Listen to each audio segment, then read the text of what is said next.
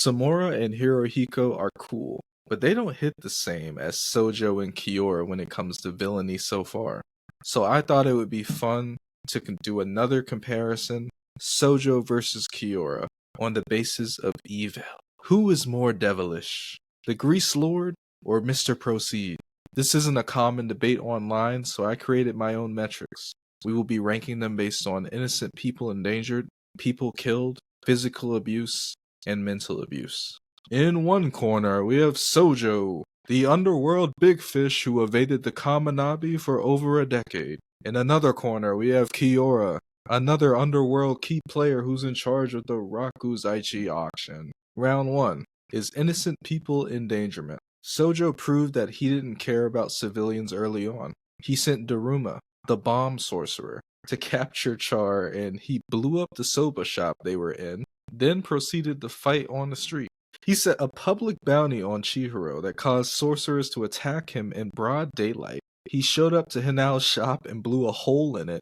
Then he fought Chihiro in the street, fired off multiple long-range moves, and tried to electrocute everyone in his radius. He frequents the same bathhouse, even though it's common knowledge to his enemies that he goes there. He's been jumped 3 times there and doesn't care. It endangers the owner and other customers. She probably doesn't even have any other customers at this point. His entire mindset is that the enchanted blades are weapons of destruction made for killing, and that's reflected in his actions. It takes a bit of time, but Kyora does break down and endanger civilians. It's not his go-to, nor does he particularly enjoy it, but anything goes when the integrity of his auction is at stake.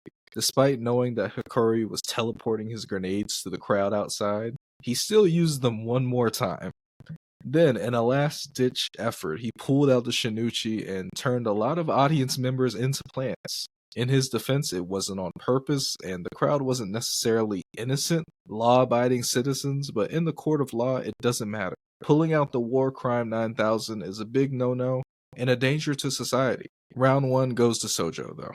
Round 2 is people killed. Sojo killed 10 people in total, and 5 of them were named characters.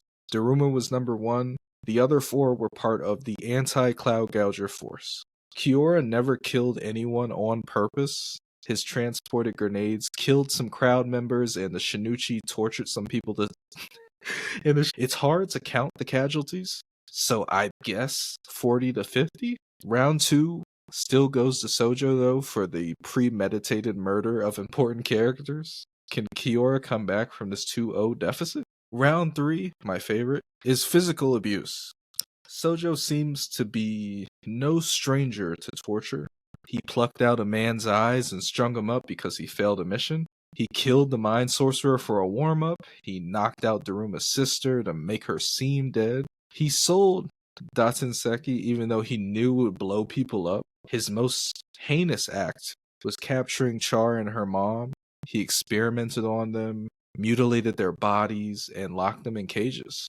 He had no issues with hurting a child and had his minions tear off Char's leg just to trick Chihiro. Kyora didn't do much physical abuse himself, but he was an enabler. Hikari was tortured by his siblings, and instead of being a father, he turned his head and ignored it. He had several human trafficking victims in his storage, locked up in cages for his auction.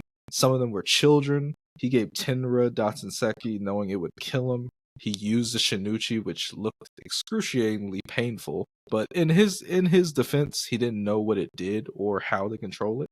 So round 3 goes to Sojo.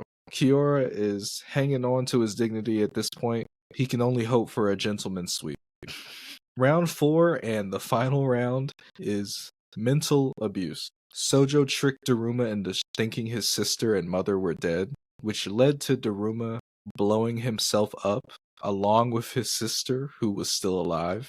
In his research lab, he teased Char's mother for her hopes of a happy life. He blamed her for bringing a child into this hell of a world, and thanked her for another test subject. They were regarded as lab rats, not human beings. Kyora's wife was forced to marry him and bear children. On her deathbed, she admits her life was miserable and that the Rakuzaichi tainted Kyora. He held human trafficking victims for auction, and the one that befriended Hikari killed herself. Despite it ruining his own life, he still planned to pass on the responsibility of the auction to Soya. He ignored Hakuri and abandoned him emotionally because he wasn't talented. Last but not least, he had the toe. Defend to the death, a door that was unusable in the first place. On top of that, he ingrained in his family an obligation to protect the auction so deep that Tenri blew himself up, and his last words were, "Father, I'm sorry."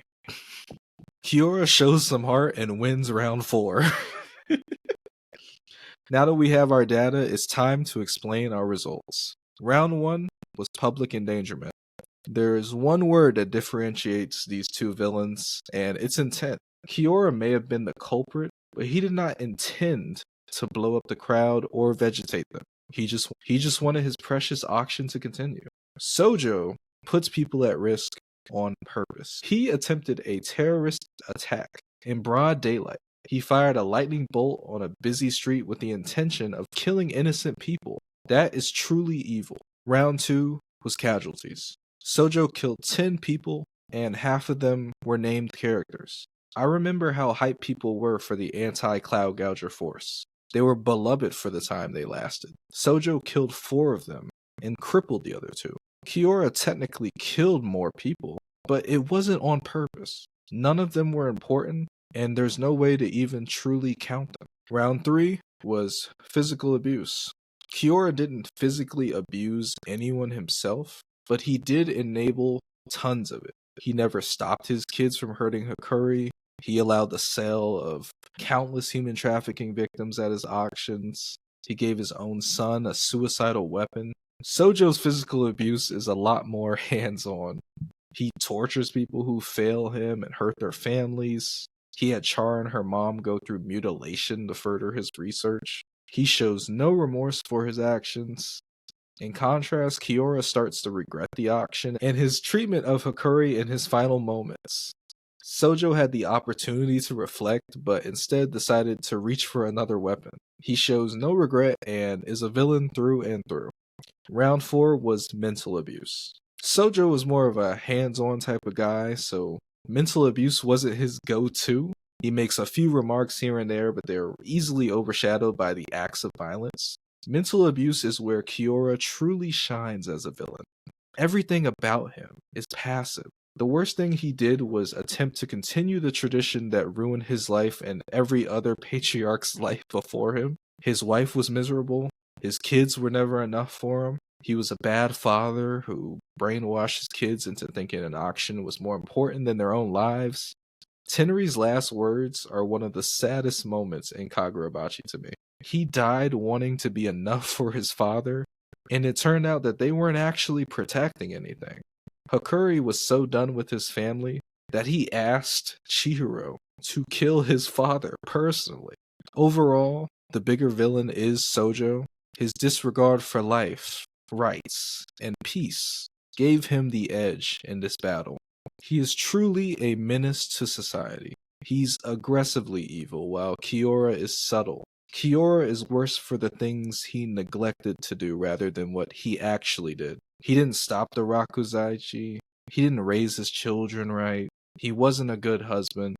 In contrast, Sojo is a terrorist. He's a ruthless killer. He is a cold-hearted scientist.